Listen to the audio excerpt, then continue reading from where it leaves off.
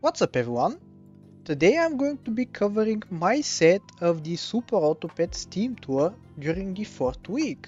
And this time I'm playing against KarmaKredits, who I believe is actually my toughest opponent yet.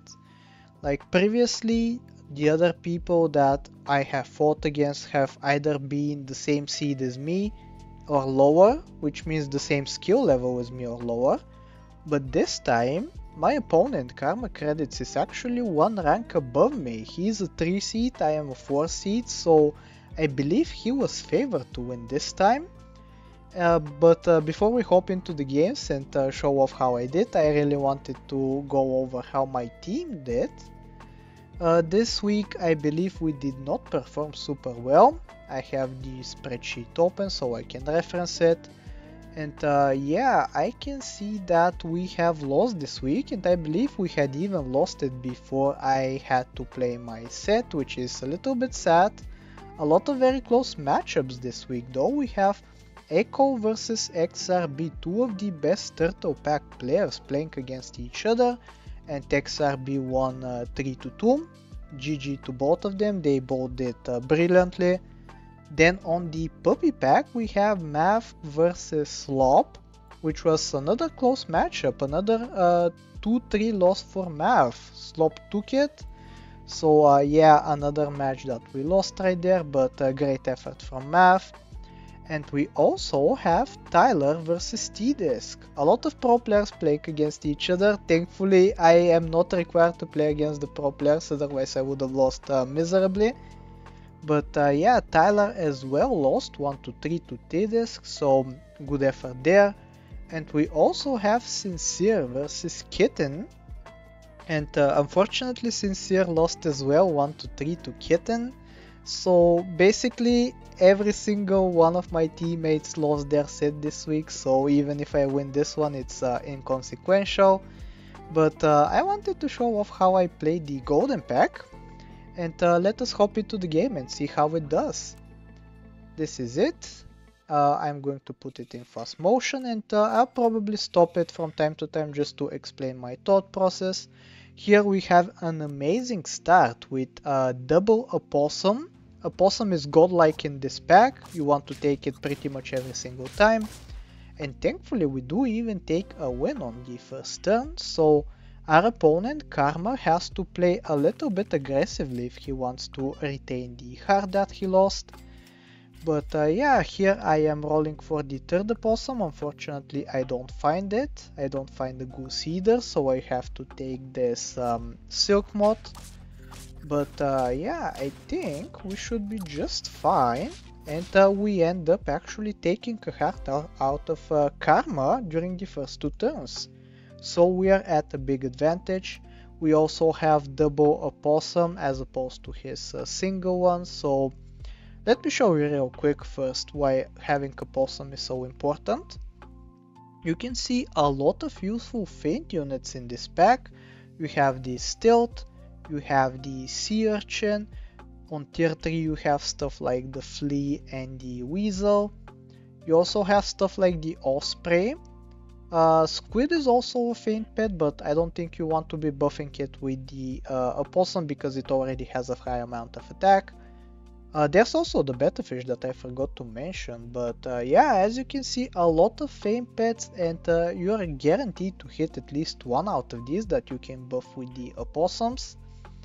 And I think we should be having a good time if we find something. For now, let's continue to play. We find a lizard, and I had an apple frozen from the previous turn. I think for this pack it is acceptable to be buying apples turns 3 and 4 if you don't find anything better in the shop. Let's see if we actually manage to win though. Our opponent got a double squid, and he did manage to stabilize. He's not losing anymore. So it's starting to become a little bit of a closer matchup. Here I am taking the apple, freezing the goose, and why am I doing that? I'll tell you real quick. On tier 4 you have some of the best units that you can hit. The sea lion is probably the best undisputed scaler out of the entire pack, so you want to hit as many of them as you can. A good alternative is also the manatee, that you can perhaps even start buffing with a crane or let faint for a monkey. But you also have some nice stuff like the secretary bird, like the slug. If you're going for a faint pet, you can take a cockatoo. You can go for a vaquita if you're going trumpets, and you also have these two very strong units in the secretary bird and the falcon. So it's basically impossible to get something you're not happy with. Even the manta ray can be pretty decent on several occasions. So yeah, we are saving up some levels, hoping to get at least one of these pets next turn. In the meantime, I think I'm going to take this cherry and put it on the lizard. Hopefully we win this time. I'm positioning in such a way that I think I'm going to take out the squids, but actually he combined them, which kind of surprised me. The high amount of attack would have been super useful for him to have, but apparently not, he thinks. We win there and we level up into a sea lion, which is the best pet that I could have taken, so I'll definitely be buying that over the poison dart frog. And here actually I'm going to take a little bit of a gamble. So the thing is, I want to buy this lettuce on the same turn that I purchased this cuttlefish, so we can get a buff on both the sea lion and the cuttlefish. So I'm going to take a little bit of a risk right here and sell the opossum. Why is it a risk, you might ask? Well, it is because the cuttlefish is not the only faint pet in the shop. We also have this stealth right here. So it is a 50-50 shot of the opossum buff going on to the unit that I want, and hopefully we get to hit it. You can see I freeze, I sell, and unfortunately the buff misses. That was super painful. I don't think I'm going to be buying the stealth even, so yeah, I guess we have to settle for this cuttlefish right here, which could have been a little bit buffed. Unfortunately no cigar, so we have to take it as an 8-4. And I even reconsider, I quit on the idea of purchasing a lettuce and instead take a lizard. Having a lot of HP scaling on this team is actually super beneficial, because the cuttlefish is going to need some extra HP in order to survive, and the lizard obviously wants to have as much HP as possible. Here we end up winning, but my opponent looking kinda scary. If we take a second to analyze, he has a slug plus a poison dart frog, so that is tons of damage coming from this frog right here. And maybe even upon seeing that, I should have maybe considered unfreezing the lettuces and rolling for a fig. Fig, I've been told, is super useful to have at least one of on your team, just because it prevents your opponent from going from any funky builds like this with a 2 HP poison dart frog. Even though we could also hit the silk moth, it's a 50-50 shot. I think it's better to have a fig than not, so maybe I should have considered unfreezing the lettuces and going for a fig just to counter my opponent a little bit, but instead I decide to take this betta fish right here, I believe, and start buying lettuces in order to scale up my team. And my idea was that sea lion is going to give us +1 HP to all of these units at the end of the turn, so in time we are going to have so much HP that the frog snipes are just going to be irrelevant, and we are also at a pretty big advantage, 6 hearts to 3, so I am deciding to take this to the long game, to the end game. And yeah, if he manages to survive, I think I'll be at an advantage, but for now we are just going head to head, and let's see how we do. He scaled up a little bit the slug, I believe, which is kind of scary. Yeah, he takes out the cuttlefish now, but thankfully we win regardless. I can probably see that the cherry was not the best purchase ever. It has not been contributing so far, I think. But no matter, I'm pretty happy. And we also are going to be even happier with seeing these pets in the shop. Sea lion, as I just said, is one of the best pet, if not the best pet you could be hoping for. I think even on turn 10, We're super happy to be taking sea lions. We also have a blue-ringed octopus plus waffle in the shop.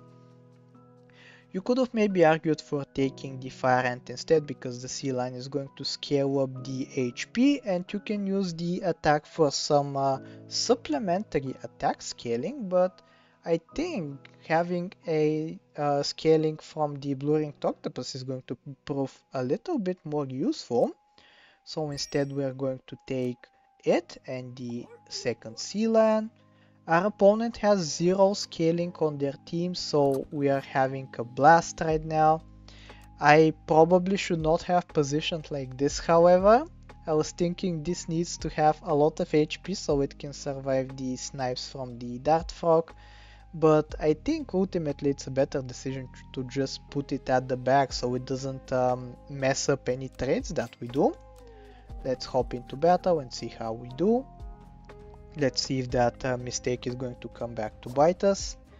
And actually very interesting looking team right here. Look at this. Egyptian Vulture plus Squid ends up weakening both of our pets, and the blue-ringed octopus actually did mess us up because they basically gave the swan a free melon.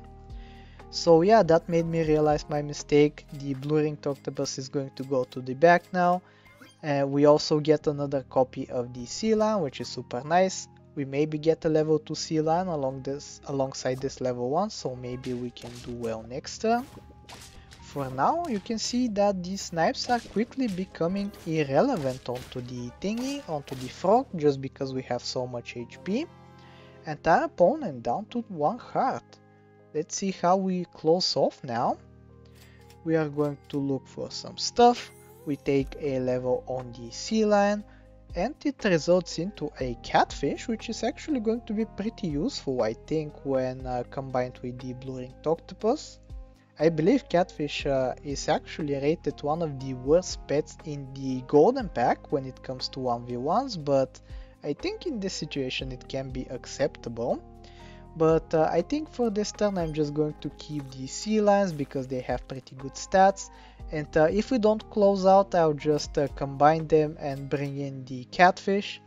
But yeah, let's see how we do. Maybe we do win, so we don't have to worry about that. You can see our opponent moved off the crane, which actually I don't know why they did that, because the crane was one of the scariest pets that they had. And in the end it's going to be pretty close, but we end up taking it. And yeah, we win on turn 9 with 5 hearts remaining. We played a best of 5, I believe, and I managed to win 3-1. So yeah, good game to my opponent. He played incredibly well. It was super informative.